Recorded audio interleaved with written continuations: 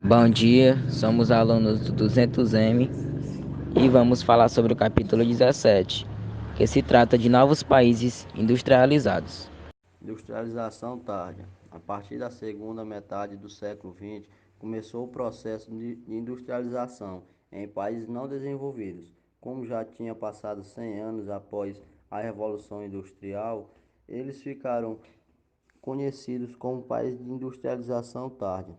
Países antes sendo coloniais libéricas puderam evoluir para uma economia agrário-exportadora, como é o caso do Brasil, o México e a Argentina.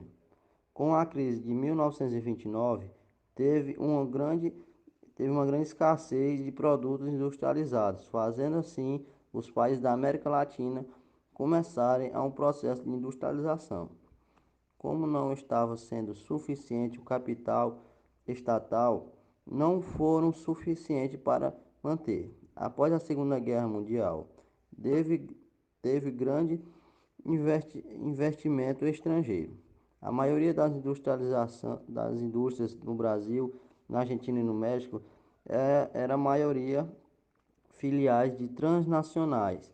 Para que tipo de indústrias foram instalados nesses países, com testes de calçados e alimentos, também bens intermediários, como ferro, aço e petróleo. Esses países têm muito em comum, sendo eles populosos e ricos em recursos minerais. Argentina. Só depois de 1975 que o modelo industrial argentino começou a produzir bens destinados à exportação de mercado externo. O principal eixo industrial do país está localizado entre Buenos Aires e Rosário, sendo produzidos petróleo, gás natural, ferro, entre outras coisas. Mesmo assim, eles vêm enfrentando graves crises econômicas, que se dá pela queda da produção industrial e o sucateamento de suas indústrias.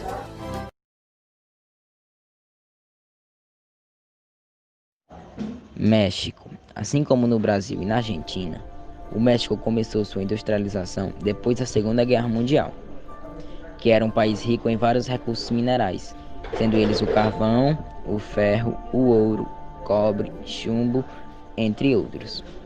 Atualmente, o Parque Industrial fica localizado entre a cidade do México e Guatemala, na zona central.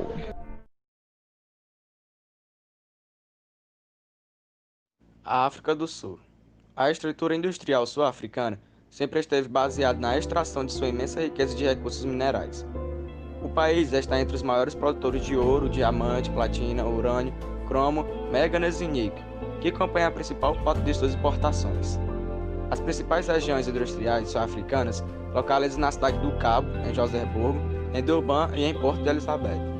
Entre os países citados, a maioria tem grandes áreas urbanas, sendo a maioria de tecnologia exportadas de outros países, antes mais industrializados. Vimos até aqui a dura história de países de segundo mundo, que foram explorados tanto por outros países quanto pela própria classe política, que a organização em si muda tudo em termo nacional. As plataformas de exportação. Outros países que também se desenvolveu após a Segunda Guerra Mundial foram um tanto diferentes dos demais apresentados, tais como Hong Kong e Taiwan, sendo elas colocadas a exportações em prioridades. Com isso causou uma crise, a diminuição da poupança interna.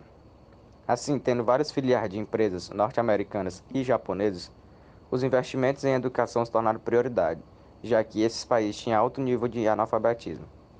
Os governos eram ditatoriais ou autoritários, sendo que não existia democracia, ocorrendo a partir de 1987.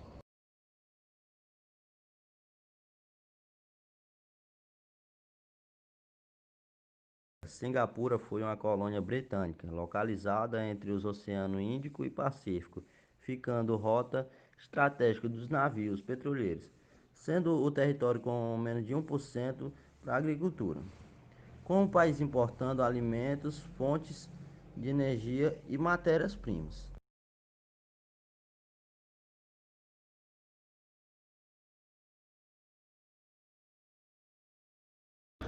Hong Kong, depois de 150 anos, voltou a ser administrado pela China, sendo um dos mais importantes centros financeiros do mundo.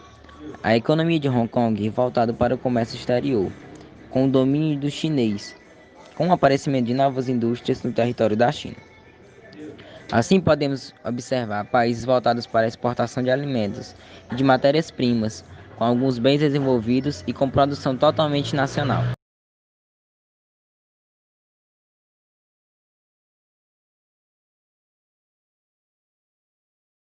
Coreia do Sul. Por conta de uma guerra travada entre os dois polos da Coreia, um capitalista e outro comunista, foram criadas duas Coreias, uma do Sul capitalista e outra do Norte socialista. O novo país capitalista foi apoiado pelos Estados Unidos e por isso passou a depender muito da capital americana. A Coreia do Sul teve um crescimento absurdo com base na industrialização do país e com a produção voltada para a exportação.